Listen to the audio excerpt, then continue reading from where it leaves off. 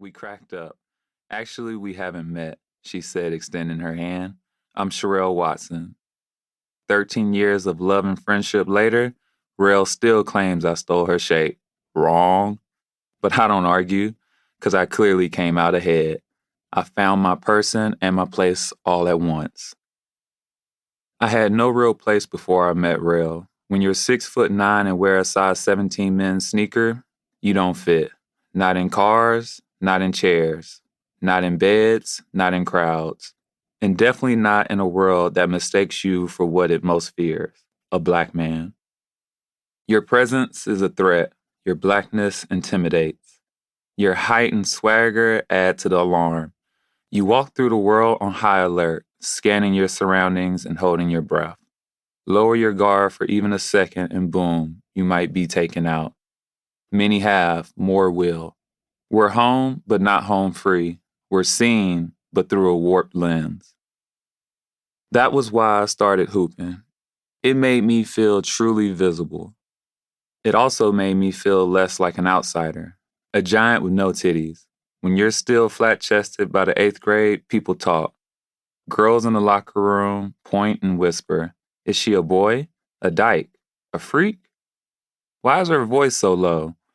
Is she tucking? Hiding a penis in her underwear? The stares, the taunts, they hurt like hell, much like the sorrow I carried around. What's wrong with me? And when will I be normal? Basketball was my normal. On court, I wasn't a weirdo. I was an athlete above all, a starter always. 40 minutes of acceptance, 4 quarters of sanity. At 15, I found my sport, my identity. At 16, I dunked my way to fame with a YouTube video that went viral. In the world, I was a riddle, but in the arena, I was a star. I soared, I slammed, I sold tickets. I was applauded, affirmed, celebrated. I had never felt at home in my skin. Basketball brought me the closest. And then I met Rel. That freedom I experienced while hooping, I felt it all the time with her. At Baylor and beyond, we had our ups and downs, and we were best friends when I asked her to marry me. In 2018, we wed, no fuss or fanfare, just the two of us with a promise. We do, we will, forever. By then, our love had been tested by my long stints in China, in Russia, on the road. They continued. Rel was in law school in North Carolina, living between there and our home in Phoenix. Zoom kept us close. The distance kept things exciting. That's the upside of distance. You meet your lover fresh each time you come together, and then while you're apart, you support each other's grind. The downside is the longing, the absence of touch.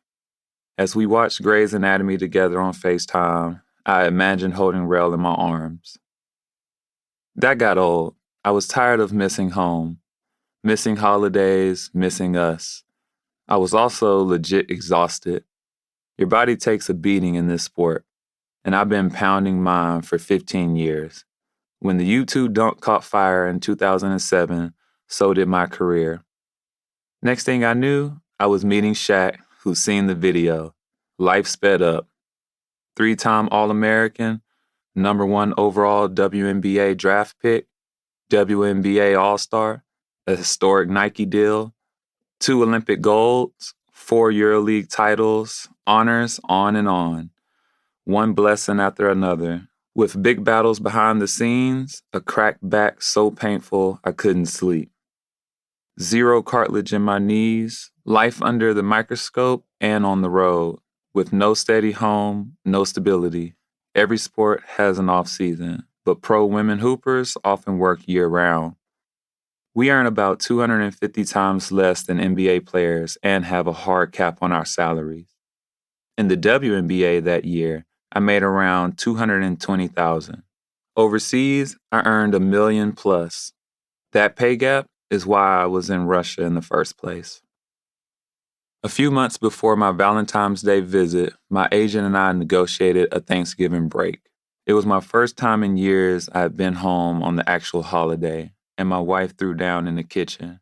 Ham, mac and cheese, mashed potatoes, and my favorite, homemade honey.